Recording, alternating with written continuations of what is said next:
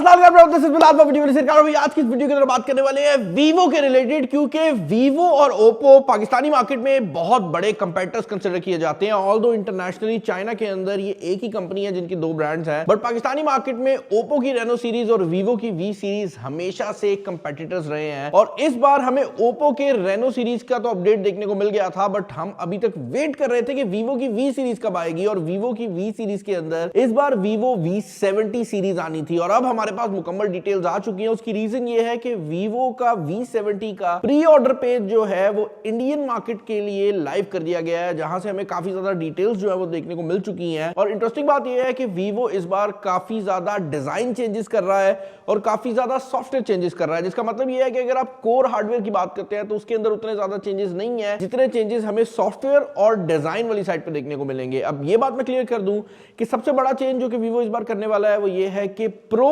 और लाइट के नाम से जो फोन्स आते थे अब उनका नाम चेंज हो रहा है। तो पहले होता क्या था कि वीवो की वी सीरीज के अंदर जनरली पाकिस्तानी मार्केट में सबसे नीचे हमें लाइट सीरीज देखने को मिलती थी, जैसे लास्ट ईयर V60 लाइट था, उसके ऊपर हमें V60 मिला जो कि सिंपल V60 था। और कभी कभार ऐसा होता है कि वीवो को अच्छा लग रहा हो तो वो प्रो वर्जन लॉन्च कर देते हैं। लास्ट ईयर लास्ट जनरेशन में हमें जो प्रो वर्जन है वो देखने को नहीं मिला, तो इस बार क्या वो आएगा या नहीं आएगा ये एक सवाल है। बट सबसे पहली चीज तो ये है कि वीवो ने जो नई V70 सीरीज लॉन्च की है, अब जो लाइट है वो अब लाइट खत्म होकर FE में कन्वर्ट हो रहा है। तो हमने ये चीज ऑलरेडी वीवो की X सीरीज में देखी है कि उनका जो नॉर्मल X200 होता था और उसके बाद फिर X200 FE होता था, वो जरा उसका लाइट वेरिएंट ही होता था। तो वही जो मॉनिकर्स हैं वो हमें वी सीरीज में भी मिलेंगे। तो सबसे नीचे वीवो का V70 FE आएगा। इसका जो प्राइस टैग है वो आप एक्सपेक्ट कर सकते हैं अराउंड 1 लाख रुपए के करीब होने वाला है। और इस बार हमें खबर आ रही है कि शायद इसका 4G वर्जन लॉन्च ही ना हो। तो ये पहली बार होगा कि वीवो की वी सीरीज के अंदर कोई भी 4G डिवाइस लॉन्च नहीं होगी।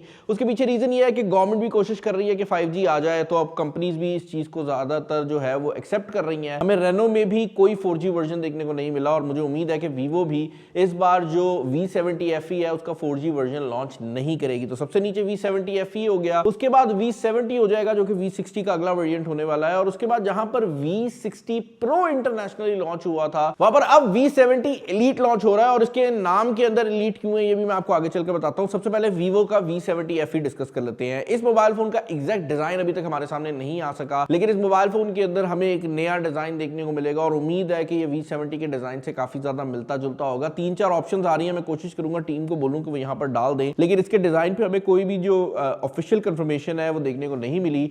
V70 FE के अंदर आपको जो प्रोसेसर देखने को मिलेगा ये एग्जैक्टली वही प्रोसेसर है जो कि V60 लाइट में आया था, यानी कि MediaTek का 7360, और ये कोई बुरा प्रोसेसर नहीं है। इनफैक्ट अपने प्राइस रेंज में ये आज भी पाकिस्तानी मार्केट का सबसे पावरफुल प्रोसेसर है। और ये एक बहुत बड़ी बात है कहना कि आप 6 महीने बाद एक फोन को अगर देखें और तब भी वो अपने प्राइस टैग में सबसे पावरफुल प्रोसेसर हो, तो ये चीज है। 8GB रैम है, 256GB की इंटरनल स्टोरेज है। इस मोबाइल फोन के अंदर हमें बैक साइड पर 50 मेगापिक्सल का कैमरा सेटअप देखने को मिलेगा और इस फोन के अंदर हमें अल्ट्रा वाइड एंगल कैमरा देखने को नहीं मिलेगा, जिसका मतलब ये है कि आपको मेन कैमरा मिलेगा और पोर्ट्रेट कैमरा मिलेगा। There is a high chance कि इसके अंदर अल्ट्रा वाइड एंगल कैमरा मौजूद ना हो, और अगर हो भी तो बहुत लो एंड किस्म का अल्ट्रा वाइड एंगल कैमरा देखने को मिलेगा। बाकी डिजाइन के अलावा इस मोबाइल फोन की जो एक मेजर अपग्रेड है वो इस मोबाइल फोन की बैटरी होने वाली है, जहां पर ऑलरेडी ये 6500 mAh की बैटरी के साथ आता था, जो कि अगेन इस प्राइस रेंज में एक बहुत बड़ी बैटरी कंसिडर होती है। ये मोबाइल फोन अब V70 FE 7000 mAh की बैटरी के साथ एक्सपेक्टेड है। ऑल्दो ये बात जरूर है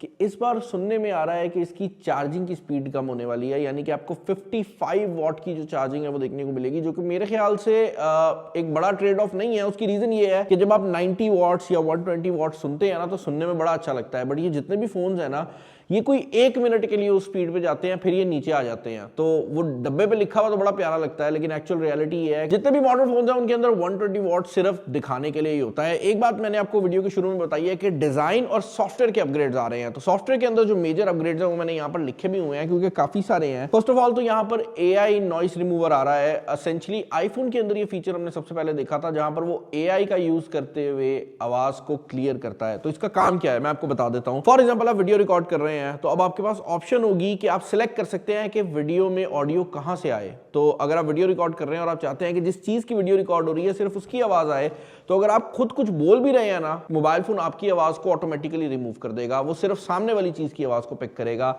अगर आप किसी कॉन्सर्ट में जा रहे हैं और आपका दिल है कि भाई सामने जो सिंगर परफॉर्म कर रहा है सिर्फ उसकी आवाज आए, जो इर्द गिर्द लोगों की तालियों का शोर है या शोर शराबा है वो ना आए, तो आप वो भी कर सकते हैं। इसके अलावा इसके अंदर यही काम जो है एआई आइसोलेशन का भी हो सकता है, जिसका बेसिकली मतलब ये है कि जब आप वीडियो रिकॉर्डिंग कर रहे हैं तो आप कैमरा के अंदर मौजूद हैं, आप कहीं पे व्लॉग बना रहे हैं, तो इर्द गिर्द का जो शोर है वो ना आए। या फिर आप म्यूजिक भी रिमूव कर सकते हैं। तो लेट्स से आप कोई वीडियो रिकॉर्ड कर रहे हैं, पीछे आप जाते हैं किसी दुकान पे कोई म्यूजिक लगा हुआ है, तो वो भी आप एआई के थ्रू रिमूव कर सकते हैं। तो ये वाली फंक्शनैलिटी इसके अंदर आने वाली है। इसके अलावा हमने वीवो की तरफ से पहले एक फंक्शनैलिटी देखी थी जहां पर आप तस्वीरों का मौसम चेंज कर सकते थे। तो पहले वीवो ने इसको एक गिमिक के तौर पर इंट्रोड्यूस किया था, अब वीवो इसको एक बाकायदा फीचर में कन्वर्ट करके दे रहा है जिसका नाम मैजिक वेदर होने वाला है। अब ये सिर्फ आपको ठंड या गर्मी नहीं दिखाएगा, बल्कि अगर आप कहीं पर तस्वीर खींचते हैं जहां पर बैकग्राउंड जरा डल डल सा लग रहा है, तो ये उसको जो है वो सूरज का ऐसा टाइम बना देगा जो परफेक्ट टाइम होता है, वो सनसेट से पहले वाला टाइम नहीं होता, एग्जैक्टली वही जो गोल्डन आवर होता है वो बना देगा।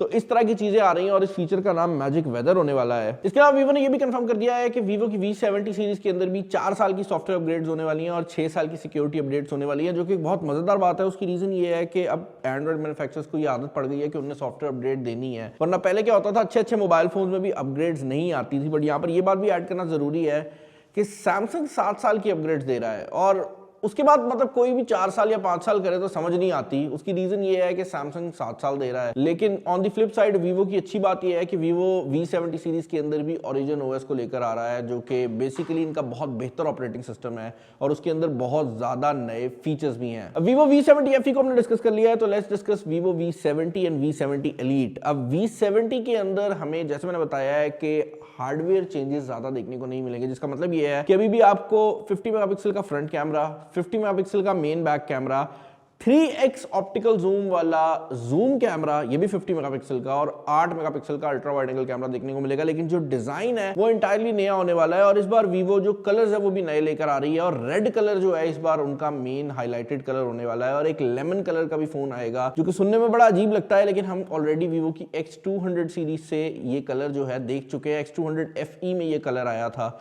और उसमें ये लिमिटेड एडिशन कलर था, तो वो चीज भी होने वाली है। अपार्ट फ्रॉम दैट जहां पर मेजर अपग्रेड आएगी वो इस मोबाइल फोन का डिस्प्ले होने वाला है, क्योंकि यहां पर 6.59 इंचेस का 1.5K रेजोल्यूशन वाला डिस्प्ले है। और सबसे बड़ी बात यह है कि इस फोन के अंदर अब ultrasonic in display fingerprint scanner आएगा। तो जहां पर वीवो V70 FE में नॉर्मल फिंगरप्रिंट स्कैनर है, वहां पर इस फोन के अंदर आपको अल्ट्रासोनिक फिंगरप्रिंट स्कैनर देखने को मिलेगा। एंड वीवो के मुताबिक ये 3D ultrasonic fingerprint scanner anti spoofing के साथ आता है। अब मुझे नहीं पता कि कौन बंदा है जिसका फोन पकड़ के कोई बंदा उसका फिंगरप्रिंट कहीं से निकाल के स्पूफ करने की कोशिश कर रहा है, क्योंकि पहले आपका फिंगरप्रिंट चाहिए उसका स्पूफ बना के, फिर जाके वो डिजिटल स्कैनर्स जो है वो क्रैक होते हैं। बट अगर आपका वो मसला है तो ये नॉर्मल कंडीशन में जरा ज्यादा सिक्योर हो जाएगा। एक और फायदा होगा अल्ट्रासोनिक का कि ये वेट कंडीशन में, यानी कि अगर आपके हाथ गीले वगैरह हैं तब भी बेहतर तरीके से काम कर जाते हैं। अपार्ट फ्रॉम दैट 6500 mAh की बैटरी है, वही 90 वॉट की चार्जिंग है। और जो वीवो का V70 एलीट है भाई, उसके अंदर बेसिकली जो V70 वाला प्रोसेसर है Snapdragon 7 Gen 4, by the way ये वही प्रोसेसर है जो कि V60 में भी था, उसको अपग्रेड करके 8 Gen 3 के ऊपर लेकर जाया जा रहा है, जो कि काफी हद तक एक फ्लैगशिप प्रोसेसर बन जाता है। ऑल्दो मैं ये कहूंगा कि ज्यादातर लोगों के लिए स्नैपड्रैगन 7 Gen 4 और 8S Gen 4 जो है, Gen 3 जो है, उसमें ज़्यादा परफॉर्मेंस का डिफरेंस नहीं है, तो it won't make any difference. And I think Pakistani market में ये शायद एलीट वर्जन को लॉन्च भी ना करें। मुझे कमेंट्स में बताएं कि इस फोन के रिलेटेड आपके क्या ओपिनियंस हैं, आपको डिजाइन कैसा लगा है। मुझे ऐसा लगता है कि रेनो कर दिया थोड़ा, मतलब वो जिस तरह ओप्पो के फोन आया करते थे ना, उससे मिलता जुलता डिजाइन कर दिया। बट नीचे कमेंट्स में बताओ अपने ओपिनियंस। इस वीडियो में इतना ही, अपना ख्याल रखिएगा। This is Bilal signing off. अल्लाह हाफिज़।